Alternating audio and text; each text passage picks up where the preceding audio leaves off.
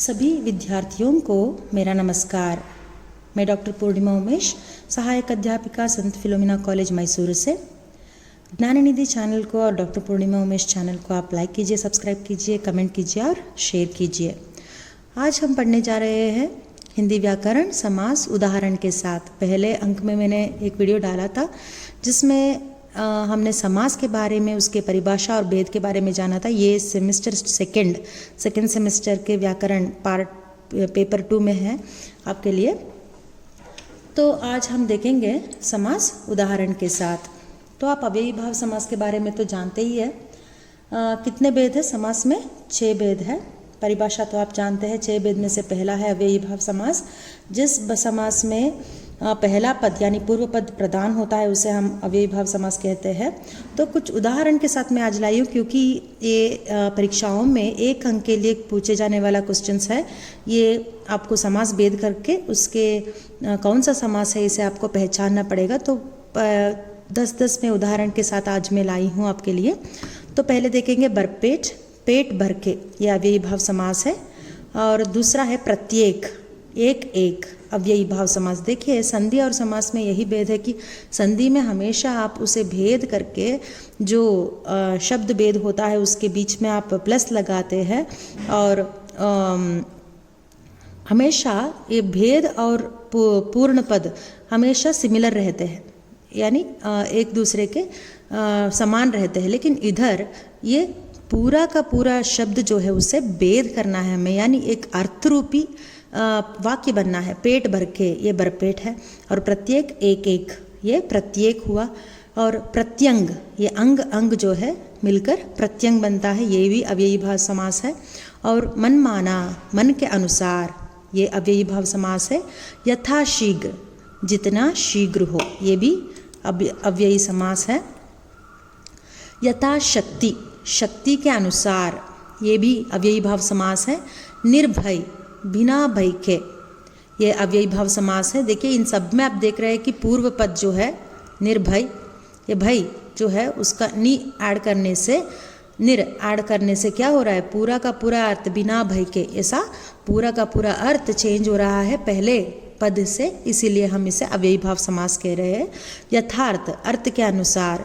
बाखूबी, खूबी के साथ। और बेफायदा यानी बिना फायदे के। किसी भी चीज़ को आपको रटने की कोई ज़रूरत नहीं है। आप एक बार इसके कॉन्सेप्ट को आपको समझ में आ गया तो अपने आप एग्जाम्स में लिख सकते हैं। नेक्स्ट है तत्पुरुष समास।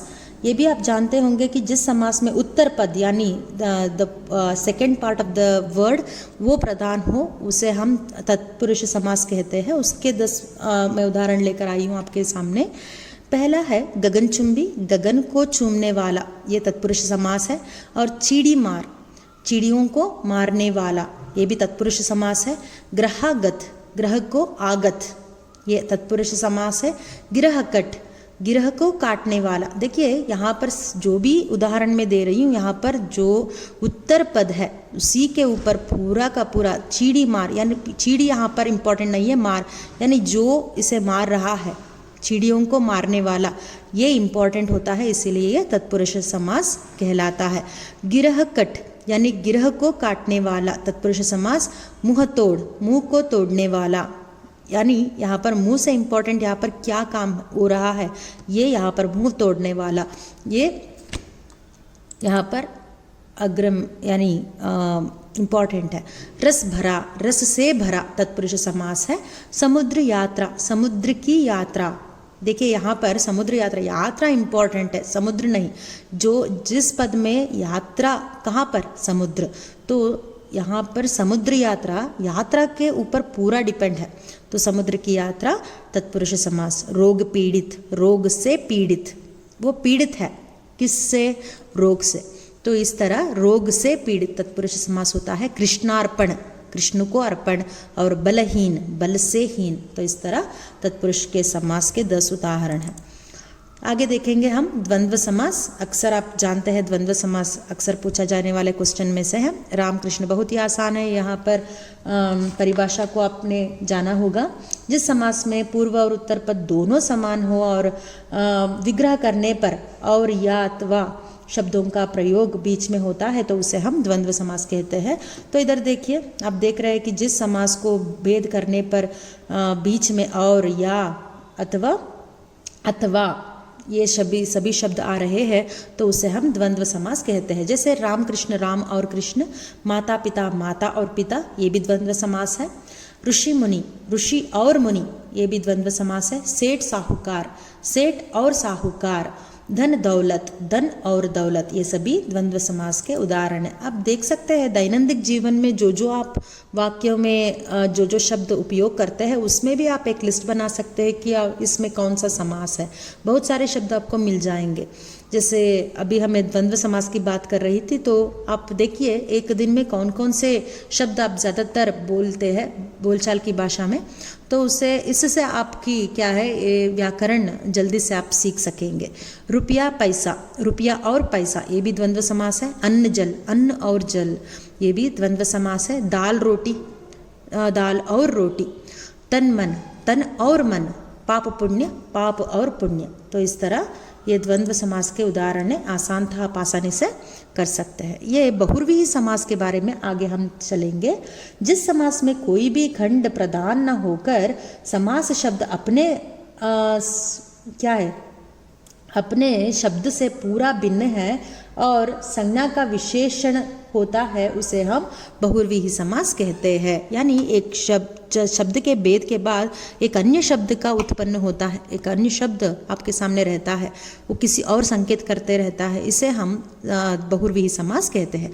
जैसे आप यहाँ पर देख सकते हैं दश कंदर, दश है कंदर जिसके, किसके सर 10 है? रावण, ये बहुव्रीहि समास है। यानी यहाँ पर एक पद है जिसके हम भेद करने पर वो किसी और क्या है वस्तु की ओर या फिर संज्ञा की ओर ये दर्शा रहा है, तो इसे हम बहुव्रीहि समास कह सकते हैं। त्रिनेत्र, 3 है नेत्र जिसके, ये तो भेद हो गया, लेकिन वो किसकी ओर संकेत कर रहा है? शिव, जिसके 3 नेत्र होते हैं उसे हम शिव कहते हैं, ये भी बहुव्रीहि समास है। अनंग, नहीं है अंग जिसे, कामदेव, ये बहुव्रीहि समास है। नीलकंठ, नील है कंठ जिसका, ये शिव है, बहुव्रीहि समास है। चक्रपाणी, चक्र है पानी में जिसके, ये कृष्ण है, तो ये भी बहुव्रीहि समास हुआ। इसमें आपको ये कॉन्सेप्ट रखना है कि कोई भी शब्द हो, कोई किसी को इस नाम से भी जानते हैं लोग, तो वो हमेशा बहुव्रीहि समास से ही जुड़ा होता है। नेक्स्ट है चक्रधर, चक्र को जो धारण करता है, आपको पता है विष्णु है, विष्णु के हाथ में क्या है? विष्णु चक्र होता है, तो ये बहुव्रीहि समास है। जलद, जल देता है जो, कौन जल देता है भूमि को? बादल, तो ये भी बहुव्रीहि समास हुआ। अनंत, नहीं है अंत जिसका, जिसका अंत नहीं है वो कौन है? ईश्वर, तो ये बहुव्रीहि समास है। पीतांबर, पीत है अंबर जिसका, कृष्ण का पीत अंबर है, तो बहुव्रीहि समास है। वीणा पाणी, आप जानते हैं वीणा है पानी में जिसके, सरस्वती। तो इस तरह बहुव्रीहि समास एक ऐसा शब्द होता है, एक ऐसा समास होता है जो किसी भेद तो होता है, लेकिन भेद करने के बाद किसी और की ओर, हमेशा किसी और शब्द की ओर वो हमेशा संकेत करता रहता है। तो नेक्स्ट है कर्मधारय समास। आप कर्मधारय समास के बारे में जानते हैं कि जिस समास में उपमान, उपमेय अथवा विशेषण, विशेष शब्द होता है उसे हम कर्मधारय समास कहते हैं।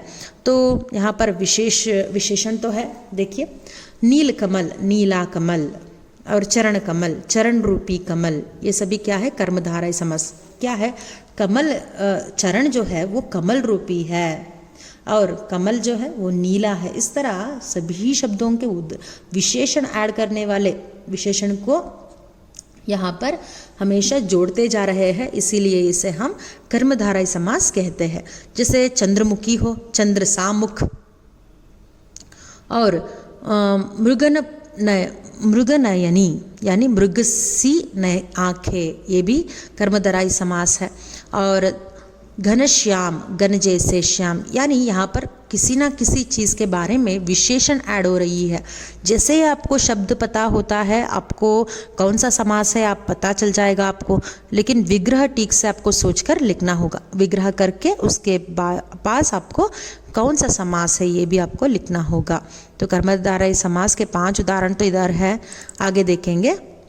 तो भवसागर, भवरूपी सागर, और विद्याधन, विद्यारूपी धन। तो धन तो है लेकिन विद्या रूपी धन है। और क्रोधाग्नि, क्रोध रूपी अग्नि। और आशा नदी, आशा रूपी नदी।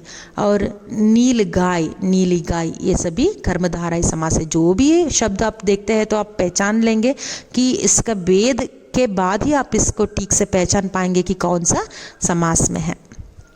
आगे देखिए द्विगु समास। द्विगु समास में जिस समास का पूर्व पद संख्यात्मक होता है और जिससे समुदाय का बोध होता है उसे हम द्विगु समास कहते हैं। यानी जब भी कोई शब्द होता है, समास होता है, उसके पूर्व पद यानी फर्स्ट वर्ड जो है पूर्व पद वो हमेशा संख्या से युक्त होता है। देखिए सप्तर्षि, सप्तऋषि यानी सप्त ऋषि यानी 7 ऋषि जो होते हैं, तो इस तरह से भेद करने के बाद भी वैसा ही रहता है द्विगु समास। ये आपको पता होना चाहिए। देखिए द्विगु समास, द्वंद्व समास ये सभी आसान है, बाकी सब जो है उसे आप भेद करके आप आसान से लिख सकते हैं। त्रिभुवन, त्रिभुवन यानी 3 भुवन। नवरात्रि, नवरात्रि। तिरंगा, 3 रंगों का समूह, ये भी द्विगु समास है। और सप्त सिंधु, 7 सिंधुओं का समूह, ये भी एक द्विगु समास है। चवन्नी, 4 आनों का समूह, समाहार। आना आप जानते होंगे पहले ज़माने में जो पैसों को यूनिट जो थी उसे हम आने कहते थे, तो 4 आनों का समाहार को चवन्नी कहते हैं, ये भी द्विगु समास है। चौपाहा यानी 4 पाँव वाला, ये भी द्विगु समास है। दोपहर, 2 पहरों का समूह। और चौमासा, 4 मासों का समूह होता है, और ये भी द्विगु समास है। षट ऋतु यानी 6 ऋतुओं का समूह, ये भी क्या है द्विगु समास होता है। तो वीडियो आप देखिए और लाइक कीजिए, कमेंट कीजिए और शेयर कीजिए। आगे भी व्याकरण की मैं अनेक वीडियोस डालूंगी। धन्यवाद।